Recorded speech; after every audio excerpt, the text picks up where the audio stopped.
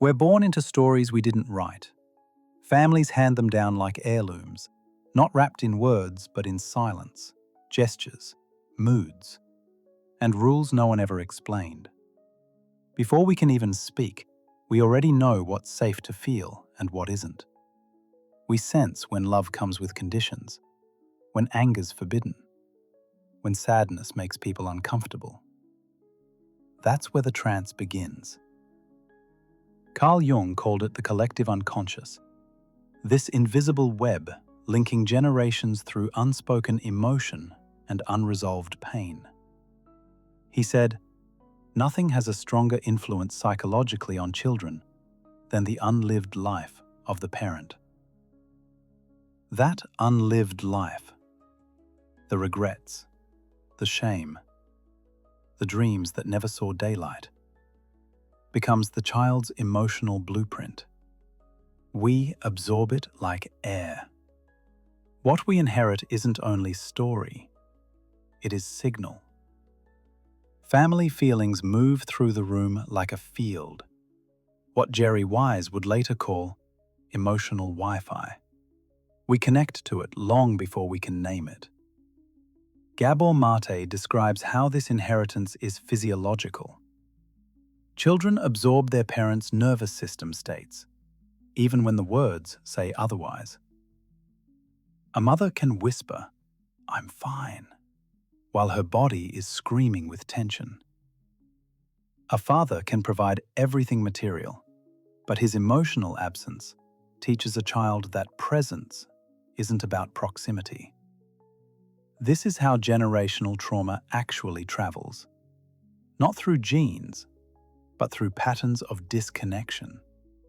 And it's not always the obvious stuff, not the screaming or the chaos. It's the quiet distortion of love. Love that demands performance. Love that punishes authenticity. Love that teaches us to shrink, to please, to keep the peace at all costs. So we start to split. The part of us that feels hides.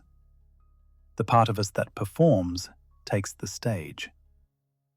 We think this is survival, and it is. But survival has a price. 2. The trance begins. Every family runs on a system, a set of emotional rules no one explains, but everyone obeys. Psychiatrist Murray Bowen called this the family emotional system. He noticed that anxiety in one generation doesn't just disappear.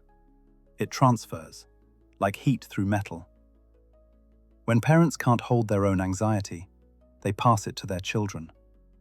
And the children adapt by overfunctioning, underfunctioning, rebelling, or rescuing. Jerry Wise, one of Bowen's students, teaches it simply. We don't have feelings, we catch them. What we call our emotions are often just echoes of generations before us. That's why we react so strongly to things that don't even make sense. Why someone's tone can trigger this storm of feelings that belong to another time. We're living out the unfinished business of our lineage. In family systems theory, this is called emotional fusion, when our identity gets entangled with the emotional states of others. If they're upset, we can't relax. If they disapprove, we collapse. We mistake peace for agreement, love for compliance. This fusion keeps the trance alive. Wise calls it emotional Wi-Fi, the invisible network of energy keeping everyone in sync, even when the pattern's toxic. It's not about fault, it's about function. Every role, the hero, the scapegoat, the caretaker, the lost child, exists to stabilize the family's emotional field. When a child becomes the peacemaker, it's not really a choice. It's a survival strategy. When a sibling rebels, it's not actually rebellion. It's differentiation in disguise. And when we, as adults, try to fix everyone around us, it's the same system playing itself through us all over again. Jung said, Until you make the unconscious conscious, it will direct your life and you will call it fate. The family trance is exactly that. Unconscious loyalty disguised as personality. 3. The Pendulum Life. A lot of us think we've escaped the past because we've done the opposite. We say, "I'll never be like them." So we swing to the other extreme, from control to chaos, from rigidity to recklessness, from silence to noise. But as Jerry Wise reminds us, doing the opposite of your parents isn't freedom. It's reaction. It's still emotional fusion. We're still tethered to what we're trying to escape. Alice Miller, author of The Drama of the Gifted Child, wrote that the child who grows up pleasing everyone often becomes an adult who pleases themselves destructively. The pendulum swings from compliance to rebellion, from silence to oversharing, from rigidity to chaos. But the axis, the wound of conditional love or suffocating control, stays the same. This is how cycles repeat, not through identical behavior, but through mirrored energy. The victim becomes the rescuer. The silent one becomes the over-explainer. The avoider becomes the pursuer. The codependent becomes the healer. And all of it, still, is the trance at work. It's why so many of us live what James Hollis calls the second adolescence in midlife, when we finally realize that everything we built was designed to please ghosts. He says, "We're not here to live out our parents' unlived lives or to be the extension of their anxieties. But to reach that point, the trance has to be seen. Not condemned, not blamed, but actually seen." 4. The false self. Donald Winnicott, the British psychoanalyst, described two selves that form in childhood. The true self, spontaneous, alive, and creative, and the false self, compliant, adaptive, and strategic. The false self gets born when authenticity threatens attachment, when being ourselves might cost us love. For a child, that's not a psychological theory, it's survival. So we learn to smile when we're sad, to help when we're hurting, to become what others need us to be. But the false self has a side effect. It keeps us forever scanning others for safety. We call it empathy, but sometimes it's hypervigilance. We call it responsibility, but it's emotional caretaking. We call it love, but it's control in disguise, an unconscious attempt to prevent abandonment. Alice Miller said, "The true opposite of depression is expression." But for a lot of us, expression was dangerous, so we buried it, and depression became the silence of the soul. Gabor Maté explains it this way: trauma is not what happens to you, but what happens inside you as a result of what happened to you.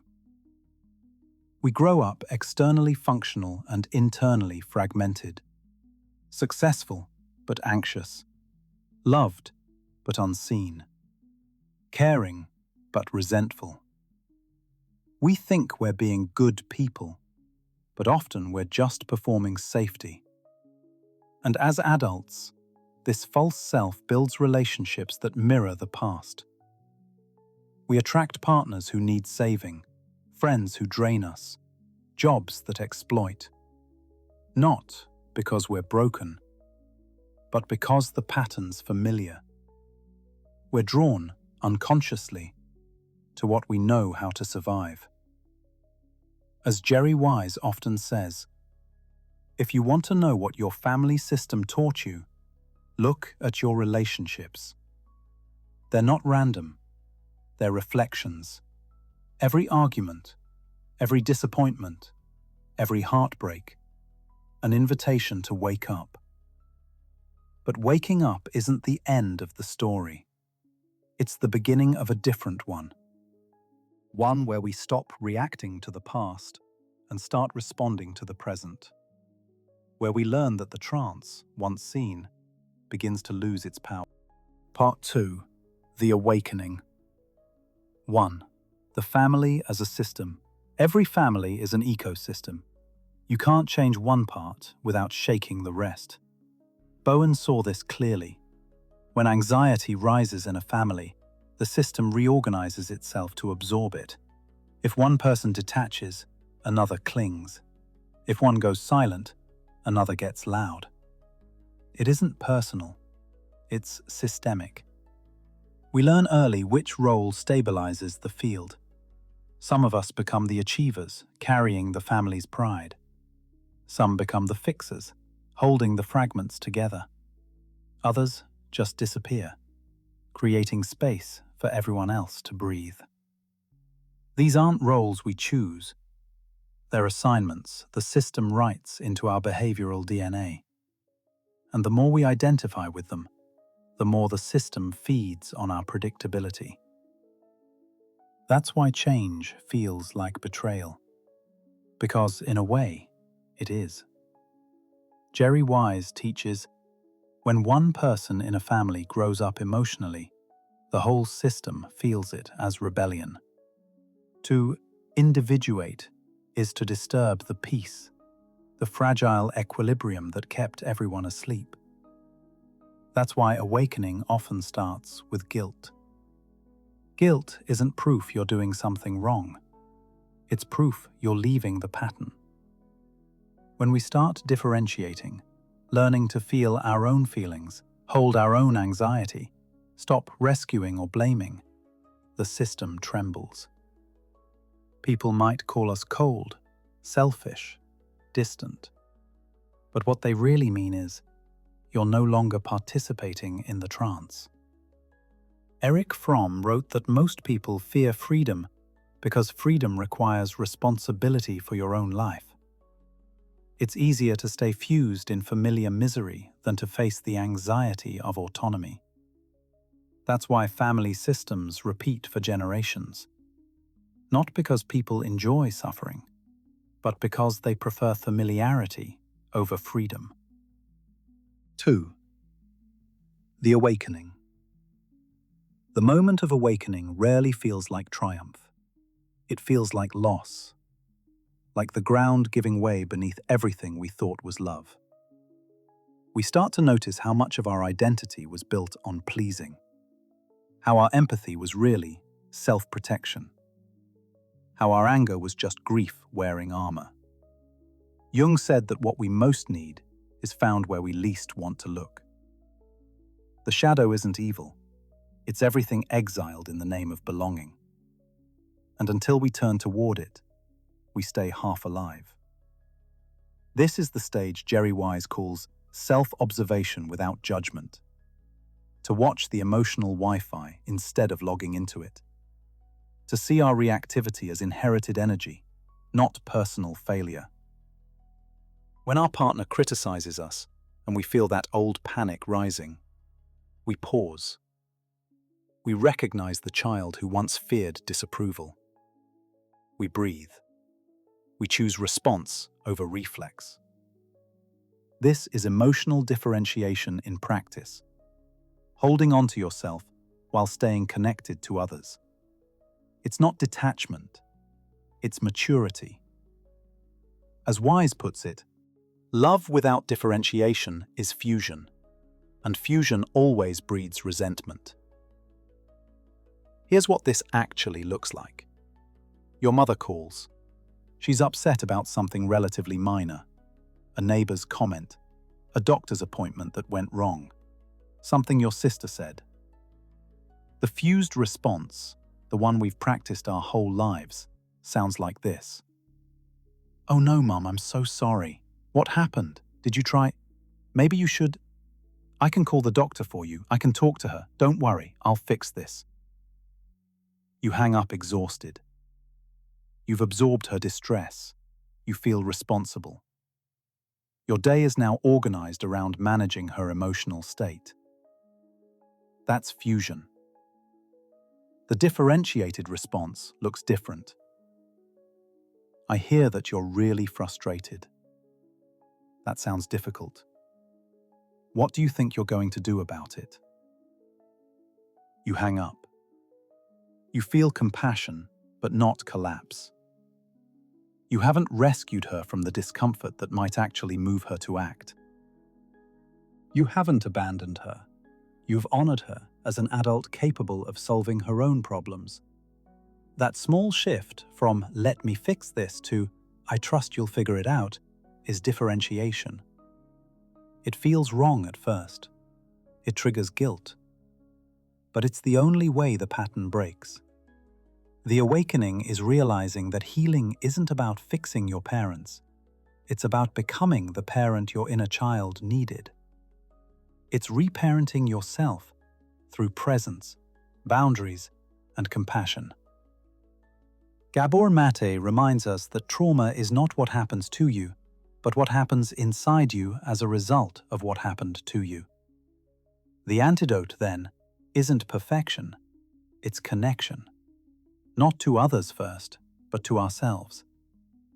When we can sit with our discomfort without abandoning ourselves, the trance starts to fade. We see our parents not as villains, but as vessels, carrying their own unhealed stories. Forgiveness stops being moral superiority and becomes emotional freedom. We stop needing them to change in order to feel whole. Each time we respond instead of react, the trance thins. 3. Breaking the spell. Spells don't shatter with one act. They loosen through repetitions of awareness. Breaking the spell isn't dramatic. It's deliberate. It's made of small, quiet choices repeated over time. It starts the moment we say no without apologizing, when we stop explaining our feelings to people committed to misunderstanding them, when we notice guilt and choose growth anyway. James Hollis writes, "Our task isn't to fix the past, but to grow larger than the patterns that shaped it." That's individuation, Jung's word for becoming a whole person, distinct from the tribe. It's not selfishness, it's self-realization. The spell breaks when we see love without illusion. When we understand that rescuing others from their pain actually robs them of their path. When we realize that control, even in the name of care, is still just fear wearing virtue. To break the trance, we have to stop worshipping suffering. In many families, pain is proof of loyalty. If you're not struggling, you're seen as arrogant or ungrateful. So we learn to earn love through exhaustion. But real love doesn't demand depletion. It thrives in freedom. Jerry Wise often says, "Your healing will look like upsetting people who benefited from your lack of boundaries." That's the price of consciousness. Someone will always prefer the old version of you. But as we stand our ground with calm hearts, the system adjusts. Some follow, some resist. But the field changes, and something remarkable happens. Our children breathe easier. The emotional Wi-Fi resets. They inherit the silence after the storm, the space where new stories can grow. The next generation. Breaking the cycle doesn't mean becoming perfect parents. It means becoming conscious ones. We'll still stumble. We'll still react from old wounds. But the difference is awareness. We notice sooner. We repair faster. We apologize genuinely. Children don't need flawless parents. They need real ones. Ones who can say, "I was wrong." Ones who can cry without shame. ones who show that growth never ends. When we integrate what was split, the thinker and the feeler, the child and the adult, the self and the shadow, we offer them a model of wholeness. They don't have to carry what we couldn't face. We realize the story was never about blame. It was about awakening, about remembering that love and awareness are the same force seen from different sides. Jung said, "The privilege of a lifetime is to become who you truly are." That's what this work leads to. Not perfection, not purity, but presence. We're the bridge generation, the ones who woke up inside the story and chose to rewrite it. We're not our parents' pain or their pride. We're the awareness that sees both and transcends them. When we stop living the pendulum life, we find the center. The place where empathy meets boundary, where love meets truth. And from that center, the next generation begins free. So tonight, if the old patterns whisper, if guilt tries to pull you back, if fear tells you you're abandoning your family, remember this. You're not abandoning them. You're redeeming them. By breaking the trance, you honor every ancestor who couldn't. You end the repetition, not through rebellion, but through consciousness. And that, at last, is love.